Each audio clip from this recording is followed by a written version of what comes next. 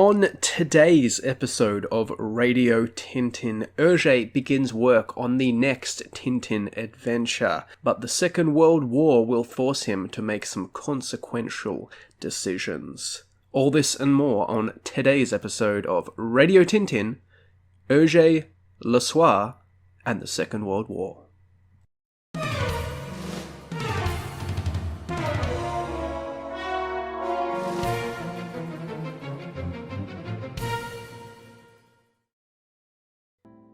Disaster! All over Europe, car engines are spontaneously combusting, and Tintin learns it's due to sabotage in the oil refinery process.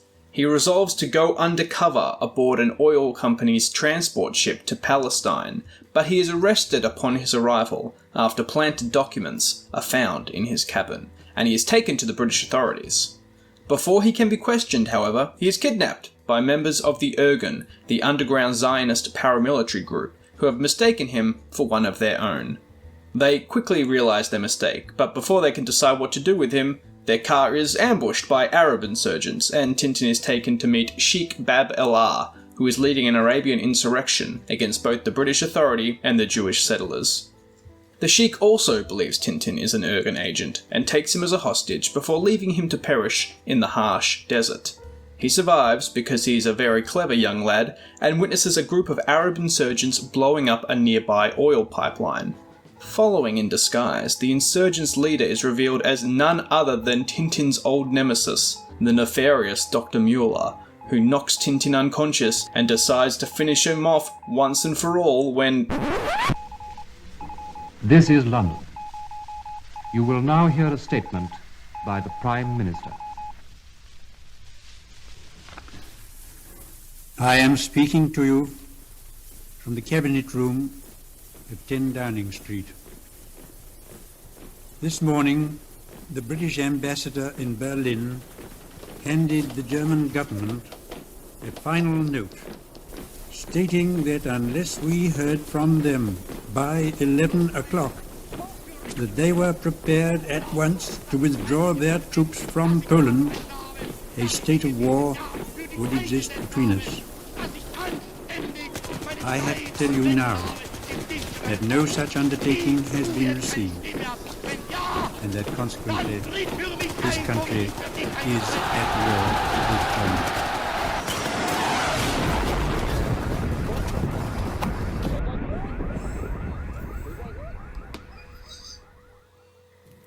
War in Europe by the late 1930s was increasingly a question of when, not if. Hitler's Germany had annexed Austria and had laid claims to parts of Czechoslovakia, Poland, and Hungary. If war between Germany and France were to break out over any of these claims, Belgium would be, for the second time in 25 years, caught in the crossfire of two belligerent nations.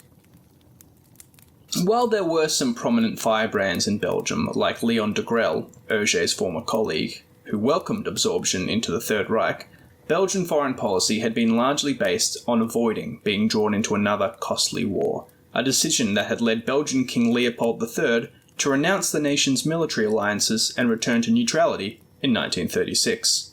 The nation's armed services remained alert and had a long-standing policy of universal military service, in which men would serve full-time in the armed forces for about a year before entering the reserves and being mobilized as necessary.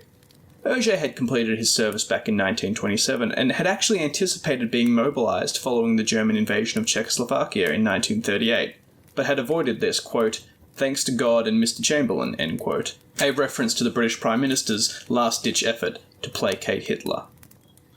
The reprieve would famously not last. Shortly after Hergé had finished serialization of King Ottokar's scepter, in which Tintin battled the fascist collaborators of an expansionist German-inspired nation, the Nazis invaded Poland on September 1st, 1939. While the Belgian government publicly continued to preach the virtues of neutrality, behind closed doors they knew that Belgium was now at risk. War had officially arrived for Europe, and for Hergé, who was caught up on the day of the invasion. How did Hergé respond, both to the outbreak of war and being required to serve? We can infer some basics.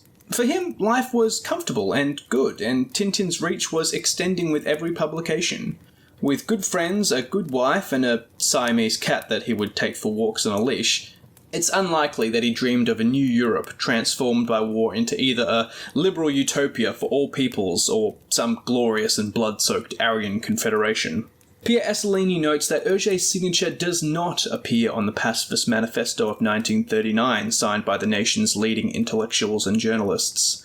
A product, Assolini suggests, not of Hergé's secret desire for war, but his oft-proclaimed Gemini resistance to making committed decisions when it could be avoided.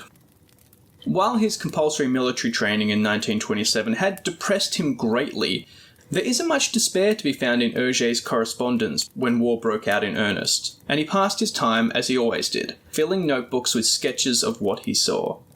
Perhaps Hergé suspected that war would be over before he actually saw combat. Or perhaps as the citizen of a small nation poised between two continental rivals, another war had always been accepted as inevitable. In any case, Hergé's priority remained what it had always been: Tintin. And shortly after King Ottokar's scepter wrapped, he began serialization on the boy reporter's next exotic adventure, the tantalizingly titled Land of Black Gold. As he moved between military postings and back home, stoically adhering to the chaotic orders and counter-orders of the vexed Belgian military, he continued to post pages for publication in Le Petit 20e, writing a letter of apology to readers on the occasion the relentless mobilization delayed the continuation of Tintin's adventure. My dear little friends of Le Petit 20e, due to extraordinary circumstances, I've been unable to give you the next installment of the adventures of our friends Tintin and Milou this week. I beg your pardon very humbly, and I promise you that, barring unforeseen circumstances, earthquake, tidal wave, tornado, or bombardment, you will be reunited with our two heroes in next Thursday's issue.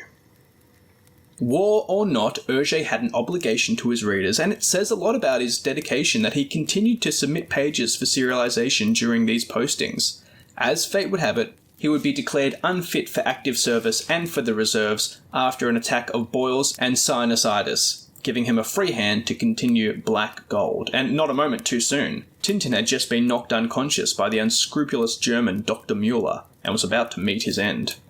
The next pages of the adventure would never appear in Le Petit 20e, which was forced to cease publication in the face of wartime paper restriction. On May 11, 1940, only a day after Hergé's illness relieved him of all future military obligations, Germany invaded Belgium, en route to France. Just as Tintin's future was threatened by Dr. Müller, so too was that of Hergé, by a different nefarious German. Yes, I know that Hitler was actually Austrian, but he also considered Austrians to be a Germanic people, so shh. Realising, like the rest of his compatriots, that the occupation of Brussels was imminent, Hergé, his wife Germaine, and their 2-year-old Siamese cat, joined the clog exodus of automobiles fleeing for refuge in France. They were graciously given sanctuary by the family of the prominent French illustrator Maréchal, but anxiety abounded. In the chaos, Hergé had been unable to make contact with his parents, while his younger brother Paul Remy was still mobilized. For Hergé, as well as for his 8 million fellow citizens, their future rested on how King Leopold and his ministers would respond to the second German invasion of Belgium in as many generations. At least they would not have long to wait. The Allied leadership, particularly the British, who had contributed significantly to the doomed defence of Belgium, pressured the Belgian army to fight on via government in exile in Paris or London, perhaps envisioning a repeat of the fabled and heroic Belgian resistance during the First World War under Leopold's father, Albert the Soldier King. The Belgian civil government agreed with this stance and retreated to France. Leopold, however, having assumed command of the armed forces, declared that he would stay in Belgium and share the fate of his troops. He surrendered to the German forces on the 27th of May, barely 2 weeks after the invasion. Like all of those taken at this time in history, the decision remains a contentious one. On one hand, the Belgian army was still 200,000 men strong, and their surrender effectively meant that France and thus the entirety of Western Europe would be ceded to the Nazis.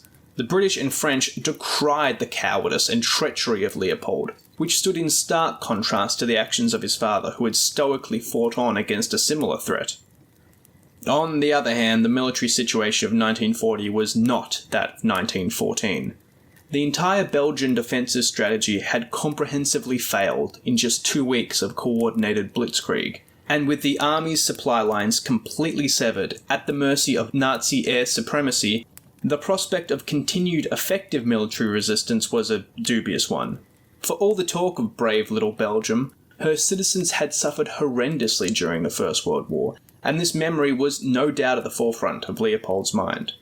To this end, he broadcast a message on the 28th of May, the day after the surrender.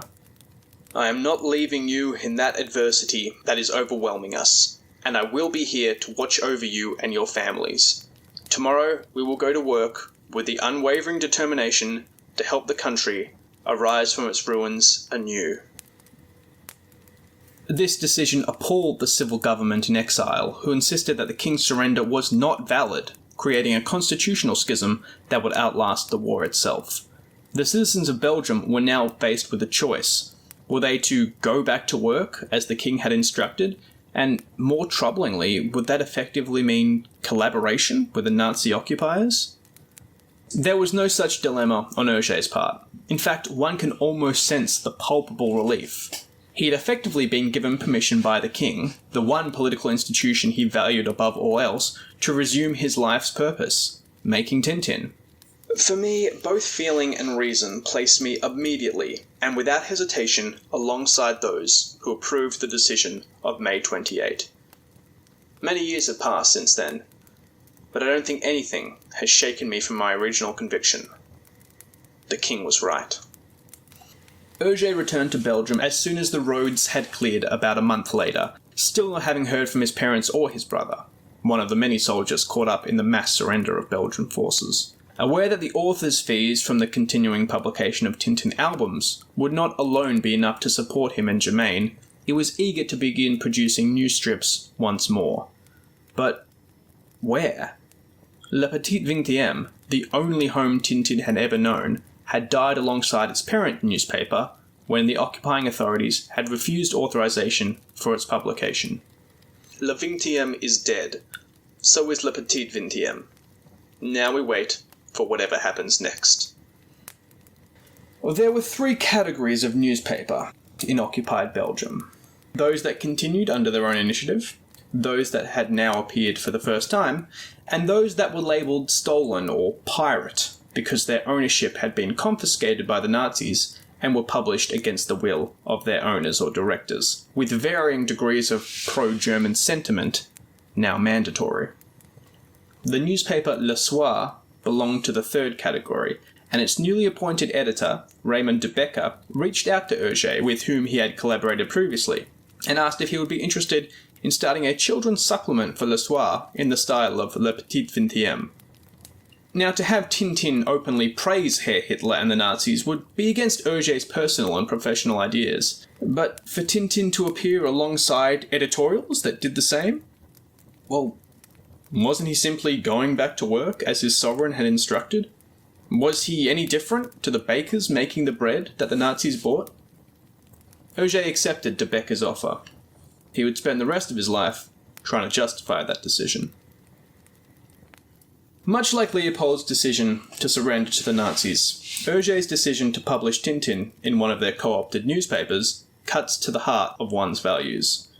It's true that the war in Belgium was over, by order of no less than the king himself, and while Hergé believed and hoped that the Germans would be gone eventually, he saw no sense in putting his life on hold until that day. Didn't the children of Belgium need Tintin now, more than ever? That was why, Hergé would later say, I had no scruples about working with a newspaper such as Le Soir. The thing is, though, many artists and journalists in occupied Europe, more committed in their opposition than Hergé, did choose to put their lives on hold, rather than seem to offer even implicit approval of the forces that invaded their nation. If you were a Belgian that had a son killed in the invasion or executed as a conspirator, how would you feel to see somebody living comfortably off the back of propaganda that glorified his killers? It's an ongoing debate. The willingness, even eagerness, of Hergé to have Tintin published in the stolen Le Soir remains the biggest piece of evidence for those who continue to accuse Hergé of fascist sympathies, and he would suffer the consequences of his decision once the Germans were defeated. But all that was in the future. For Hergé, no matter what the world looked like, he was committed to carving out a place in it for his creation. Tintin's trajectory would first require a slight alteration. Hergé had been lucky, in retrospect, that the obvious German parallels in King Ottkar's scepter had escaped the attention of the occupying authorities, but he would not tempt fate again, and he understood that Tintin's world must become apolitical to avoid any threat of censure. There was no chance that the halfway completed land of black gold, with its Jews, Arabs, British, to say little of the German villain, would ever stand a chance in occupied Belgium. And so, Tintin remained at the mercy of the terrible Dr. Muller in the middle of the Palestinian desert for another 10 years. And Hergé went back to the drawing board to try and come up with a new story, based on something abhorrent to all political tribes. Perhaps drug smuggling. Hergé's actions during the Second World War are controversial. But creatively, it's a different story. For all the classic adventures Hergé had delivered thus far in the past 11 years, the emotional sympathy of the Blue Lotus, the unfurling mystery of the Black Island, the political tension of King Ottokar's scepter, in retrospect, his best work still lay ahead of him. With the first of his pages to be published in Le Soir, Hergé had entered the most eventful period of his life, marked by both the lowest points of his despair and some of the greatest stories of the 20th century. And it was all to begin with one drunken sailor blabbering alone in the cabin of his ship. Until then, Tintin heads, this has been Radio Tintin. Thank you for tuning in.